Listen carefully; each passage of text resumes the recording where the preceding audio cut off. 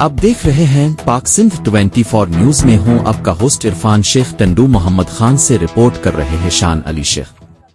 कब्जा group mafia के clerk गुलाम फारूक भट्टी की कार्रवाइयों पर मकामी लोगों का एहतजाज, कानूनी कार्रवाई की अपील।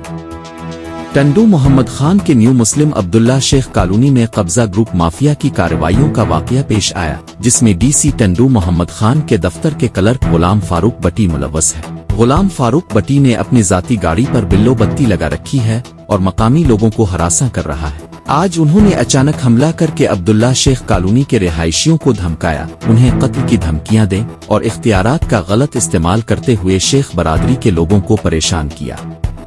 अब्दुल्ला शेख कॉलोनी के रिहायशियों ने मीडिया से बात करते हुए कहा कि वो गरीब और बेसहारा हैं और उनका कोई मददगार नहीं है।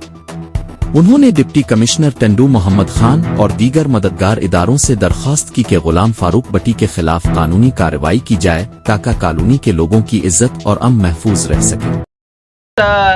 ही असीं जे हंध ते बीठा आहियूं, ही न्यू मुस्लिम शेख कॉलोनी है जिते 20 फैमिलियूं आबाद आहिनि ऐं ही कॉलोनी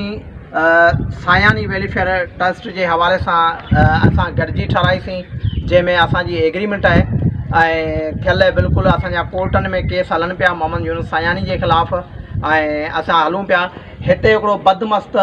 रहज़न धाड़ेल क़िस्म जो माण्हू गुलाम फारूक भट्टी जेको हिन कॉलोनी में कल्ह अची हिननि ग़रीब मिसकिन माण्हुनि खे पंहिंजी क्लार्क आहे डीसी ऑफिस में क्लार्क आहे जेको पंहिंजी प्राइवेट गाॾी ते बिल्लू बत्ती हणी उते लोफर माण्हू वठी गार्ड वठी हिन कॉलोनी में आयो आहे। हिते हिन ग़रीबनि माण्हुनि खे हरासा कयो अथसि, हिन नवनि मुस्लमाननि खे हरासा कयो अथसि ऐं हिते जी इंतिज़ामिया SSP